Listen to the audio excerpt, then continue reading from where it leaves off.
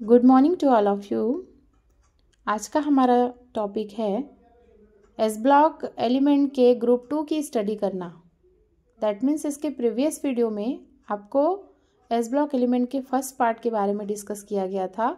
आज का हमारा जो लेक्चर है वो ग्रुप 2 एस ब्लॉक एलिमेंट के बारे में है, जिसको हम क्षारीय मृदा धातुएं कहते हैं, एल्कलाइन अर्थ मेटल्स कहते हैं। तो इस प्रकार से हम देखेंगे कि ग्रुप 2 वर्ग या समूह 2 के जो एलिमेंट है उसको कहते हैं क्षारीय मृदा धातुएं। और क्षारीय मृदा धातुएं कौन कौन सी हैं जिसको ग्रुप 2 में हम सम्मिलित किए हैं उसके बारे में यहाँ देखेंगे। तो सबसे पहले देखेंगे बेरिलियम। बेरिलियम का यहाँ लिख देते हैं एटॉमिक नंबर 4 और मैग्नीशियम का लिख देते हैं एटॉमिक नंबर 12। तो इसको भी दो कैटेगरी में डिवाइड किया गया है, सब कैटेगरीज बोल सकते हैं इसको, बेरिलियम, मैग्नीशियम और कैल्शियम हो गया आपका, स्ट्रांसियम, बेरियम और नेक्स्ट है आपका radium 88, again zinc 30, cadmium, again mercury 80। ठीक है, तो इस तरीके से हम फिर से यहाँ देख लेते हैं कि ग्रुप 2 में जो क्षारीय मृदा धातुएं हैं वो बेरिलियम फैमिली का दो कैटेगरी में डिवाइड है। बेरिलियम और मैग्नीशियम बस अलग है, बाकी calcium, strontium, barium, radium, zinc, cadmium, mercury सम्मिलित हैं, जिसको ग्रुप 2 का फर्स्ट क्लास एंड ग्रुप 2 का सेकेंड क्लास एलिमेंट में दर्शाया गया है। यहाँ फिर से डिटेल देख लेते हैं कि इंट्रोडक्शन में ग्रुप 2 के इंट्रोडक्शन एल्कलाइन अर्थ मेटल्स के मेंबर हैं और इसमें टोटल जो है 9 एलिमेंट प्रेजेंट होता है, जो कि दो उप समूह में डिवाइड है। जैसे कि आपको हमने कैटेगराइज करके बताया कि ग्रुप फर्स्ट और ग्रुप 2 कौन सा है। अब यहाँ पे हम देखेंगे ग्रुप फर्स्ट मतलब ग्रुप सेकेंड का जो ए है उसमें बेरिलियम है, मैग्नीशियम है, कैल्शियम है, स्ट्रांसियम है, बेरियम है और रेडियम है। और ग्रुप 2 में उपसमूह में जिंक आता है, कैडमियम आता है, मरकरी को रखा गया है। तो ग्रुप जो फर्स्ट समूह है वो उपसमूह होता है। समूह का उपसमूह मतलब ग्रुप का सब ग्रुप के तत्व जो है नॉर्मल तत्व कहलाते हैं। ये तत्व कैसे कहलाएंगे? नॉर्मल तत्व कहलाएंगे। और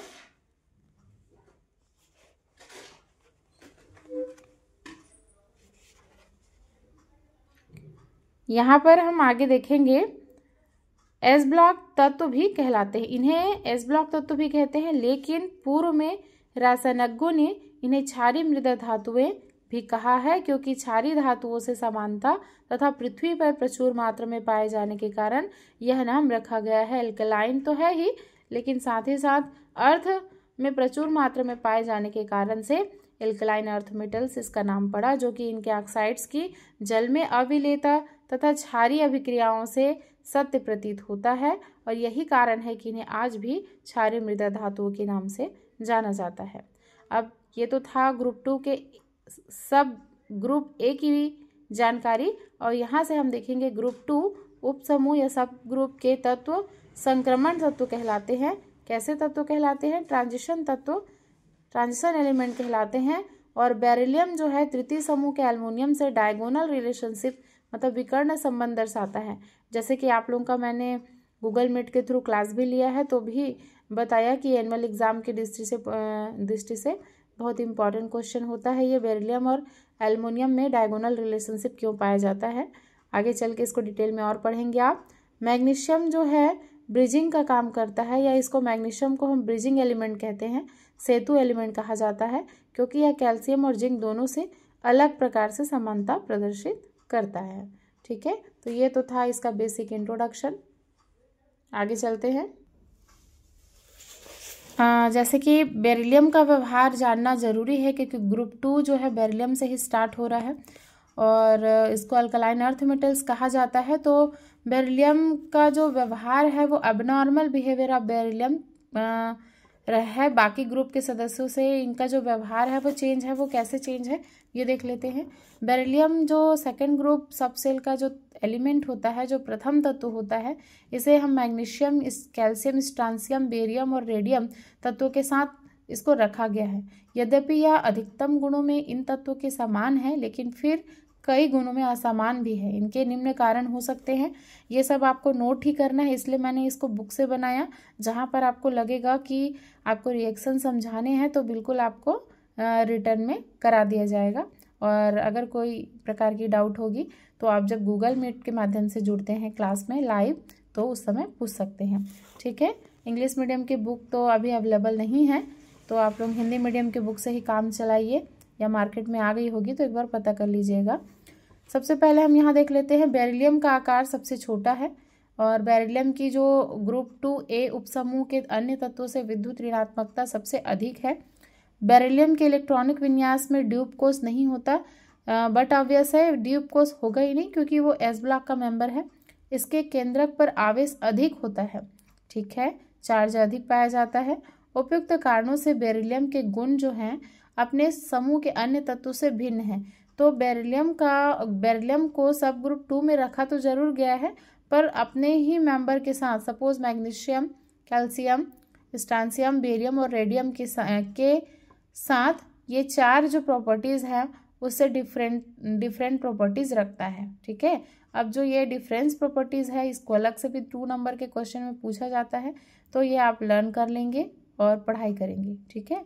अब यहाँ पे उपयुक्त कारणों से बेरिलियम के गुण अपने समूह के अन्य तत्वों से भिन्न होते हैं, जो इस प्रकार से हैं। बेरिलियम पर शुष्क वायु का प्रवाह नहीं पड़ता, परंतु नम वायु में धीरे धीरे क्या हो जाती है, आक्सीकृत हो जाती है। इसकी ज्वाला रंगहीन होती है। अगर इसको जलाया जाए तो जो भी इसमें बर्निंग होगा वो कलरलेस बर्निंग होगा।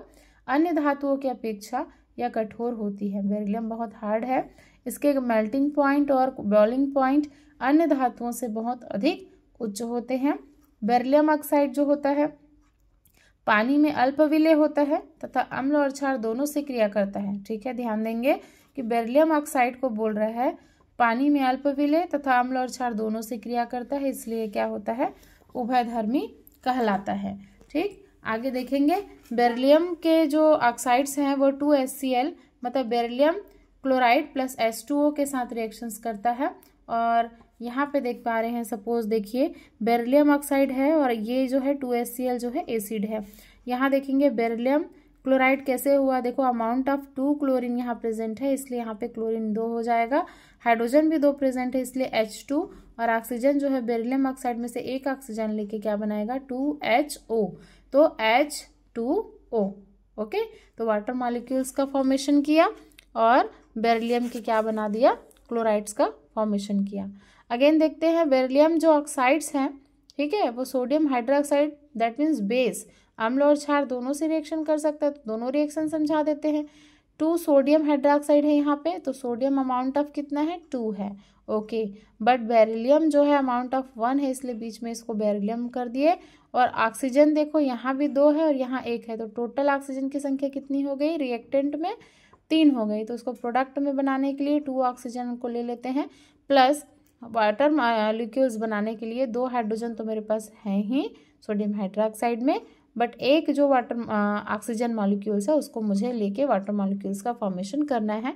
तो ये जो स्ट्रक्चर बनता है Na2BeO2 कंपाउंड है, 1 टाइप ऑफ Na2BeO2 मतलब सोडियम बेरिलेट का फॉर्मेशन करता है और यहाँ पे बेरियम क्लोराइड का फॉर्मेशन करता है, बेरिलियम क्लोराइड का फॉर्मेशन करता है। अब बेरिलियम की जटिल लवण बनाने की जो क्षमता होती है वो अन्य तत्वों की तुलना में बहुत ज़्यादा होती है। दैट मीन्स बेरिलियम क्या करता है, साल्ट फॉर्मेशन में पार्टिसिपेट करता है। अब जब साल्ट फॉर्मेशन करता है तो ये जो है इजी साल्ट फॉर्मेशन नहीं करता, कॉम्प्लेक्स साल्ट के फॉर्मेशन में इंक्लूड होता है। अगेन पानी का इस पर कोई प्रभाव नहीं पड़ता है, ना तो यह उबलते पानी को और ना ही भाप को अपघटित करता है। तो ये तो था बेरिलियम में आपका एबनॉर्मल बिहेवियर। आपको बुक से इसलिए बताया जा रहा है कि आप नोट करेंगे, एग्जाम में बहुत अच्छे से आंसर शीट कॉपी बनाएंगे ताकि आपकी मार्किंग भी बहुत अच्छे से हो और जो हेडिंग दिया है वही क्वेश्चन बन के एग्जाम में आता है, या जब आप बहुत ही गहराई के साथ अगर अध्ययन करते हैं तो बीच में कोई ऐसा टर्म्स आ जाता है या वर्ड्स आ जाता है जिसके कारण से उसको क्वेश्चन में बना दिया जाता है। जैसे यहाँ पर मैं बोलूँगी कि बेरिलियम के गुण अन्य समूह के अन्य तत्वों के से भिन्न होता है, कारण बताइए करके पूछा गया आपको। तो कारण में क्या लिखेंगे, इधर की सिमिलैरिटीज को नहीं लिखेंगे आप, एग्जाम में ऊपर की ओर जितना भी दिया गया है उसको लिखेंगे। ठीक है, चलिए आगे बढ़ते हैं। नेक्स्ट अब देखेंगे हम बेरिलियम और एल्युमिनियम में diagonal relationship between beryllium and aluminium. ठीक है, विकर्ण संबंध जो होता है वो आवर्त गुण के अंतर्गत आता है और बेरिलियम और तृतीय आवर्त के तृतीय समूह के एल्युमिनियम के साथ तिरछी समानता प्रदर्शित करता है। तो यहाँ पर हम ग्रुप 2 और ग्रुप 3 को लेंगे। एक्चुअल में बेरिलियम जो है एस ब्लॉक का है और ये समूह जो है अदर आपका बोरान एल्युमिनियम जो है ये आपका चला जाएगा पी ब्लॉक में। तो यहाँ देखेंगे आप बेरिलियम कहाँ जा रहा है, आपका एल्युमिनियम में जा रहा है और मैग्नीशियम जो है नीचे जाएगा। तो यहाँ पे हम सबसे पहले देख लेते हैं बेरिलियम और एल्युमिनियम, ये ग्रुप 2 का है और ये ग्रुप 3 का है, बट जिस ग्रुप का होना चाहिए उसी ग्रुप के साथ सिमिलैरिटीज़ होनी चाहिए, अदर ग्रुप के साथ सिमिलैरिटीज़ नहीं होनी चाहिए। बट यहाँ पर तो बेरिलियम में ऐसी भी कुछ प्रॉपर्टीज़ हैं जो 3rd ग्रुप से मैच करती है।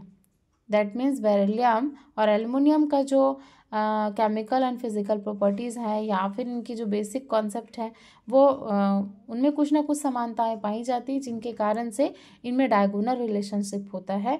तो इन दो तत्वों निम्न गुणों में आपस में समान है, दोनों में समानता है, बेरिलियम में भी समानता है और एल्युमिनियम में भी समानता है। तो यहाँ हम आगे देखेंगे इनके आकार लगभग समान होते हैं, दोनों तत्वों के आयनन विभव भी लगभग समान होते हैं, फलस्वरूप क्षारीयता भी लगभग समान। तो देखो कितने सारे रीजंस हो गए कि बेरिलियम और एल्युमिनियम दोनों में संबंध को देखा गया। ठीक है, यहाँ हम 3rd पॉइंट पे देख लेते हैं कि दोनों तत्वों की निम्न क्रियाओं में इलेक्ट्रॉन विभव लगभग समान होता है। ठीक है, यहाँ हम फर्स्ट इलेक्ट्रॉन विभव मतलब क्या होगा, इलेक्ट्रोपोटेंशियल की जो वैल्यू है लगभग सेम होती है। जैसे यहाँ स्टडी किया गया बेरिलियम को वाटर मॉलिक्यूल्स के साथ ऐड करके इलेक्ट्रिक करंट सप्लाई किया गया, तभी उसका पोटेंशियल डिटरमाइन किया गया।